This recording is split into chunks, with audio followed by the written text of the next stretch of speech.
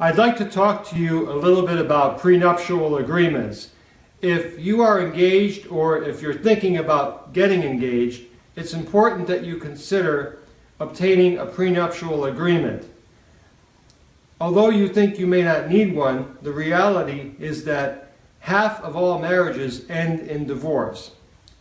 And through a prenuptial agreement, what you can do is determine exactly what's going to happen when you get a divorce. There are things that we can do in a prenuptial agreement that will specifically lay out how the judge will divide assets and debts in the event of a divorce. The standard way that things are handled in Arizona is that any property that is accumulated during the marriage is presumed to be community property. So for example, if you purchase a car and you're married, it doesn't matter whose name that car is titled in.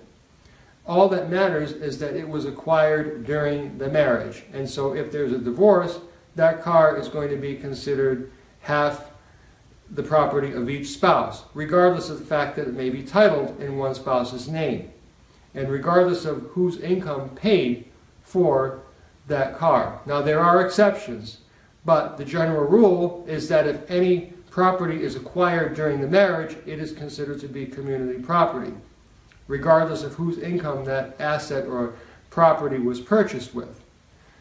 In a prenuptial agreement, you can change that. You can say any income of that particular party, that particular spouse, belongs to that spouse, and anything purchased with it also belongs to that spouse.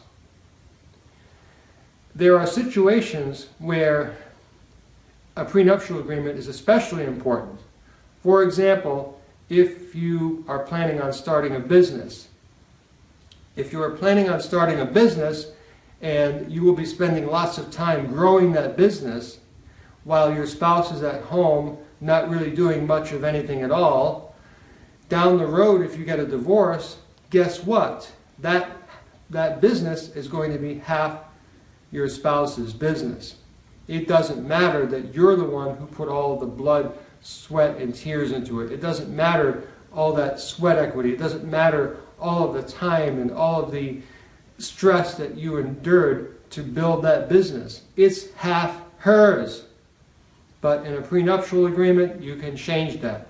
You can say that if a business is started during the marriage, it belongs to the person in whose name it is titled, or in whoever the owner, whoever the shareholder or member of that entity is. So there are lots of things that we can accomplish in a prenuptial agreement that would make things dramatically different than how they would turn out in an actual divorce in family court.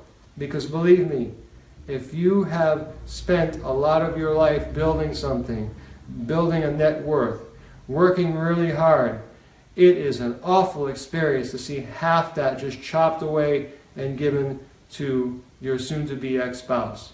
Not a good situation to be in, and it's something that can be avoided.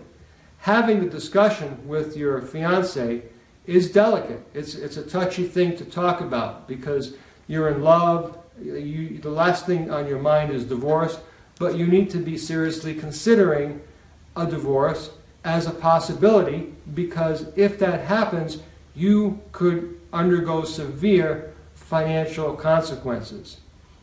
So you're going to have to find a way to broach the subject in a delicate way. When you come into my office for a consultation, we will talk about how best to do that, some of the techniques, some of the ways that you can do this in a non-confrontational way. Also, I can talk to you about many other aspects of prenuptial agreements. There are so many things that we can do in these agreements. There are so many different options that you have. There's so much flexibility. I haven't even talked about spousal maintenance. That's another big one. If you are somebody who is likely to have to pay spousal support to your spouse in the event of a divorce, you can change that by, in your prenuptial agreement, stating that no support will be paid. Now, there are some issues related to that that we'll need to cover. In certain circumstances, that may not be the wisest way to go about it, to say zero. You may want to put a small amount in there, but we will talk about how much and how long it should last. But if you have a long-term marriage and you make substantially more than your spouse, there's a chance that you may end up having to pay a substantial amount of money every month to your spouse, to your ex-spouse. And she's going to go out, she's going to have boyfriends, she's going to be doing whatever she feels like, and it's going to be with your money. That's not going to be a good feeling for you. It's not going to be something that you're going to enjoy knowing about as you work hard, as you continue to work hard, and she's out of your life. Okay? So come into my office, let's talk about all different sorts of things you need to know about prenuptial agreements. I don't care how much research you've done on the internet, I don't care how many videos you've watched, you do need to have a specific analysis as it pertains to your situation. That is the way that you can find out exactly what can and cannot be done for you. So I look forward to seeing you if this is something that you're interested in, and you should be if you're a person that is likely to be earning substantially more than your spouse, or if you have a high net worth or expect to have a high net worth, or even if you're not sure, why take the chance? So come on in, give me a call, let's set this up, and I look forward to seeing you soon.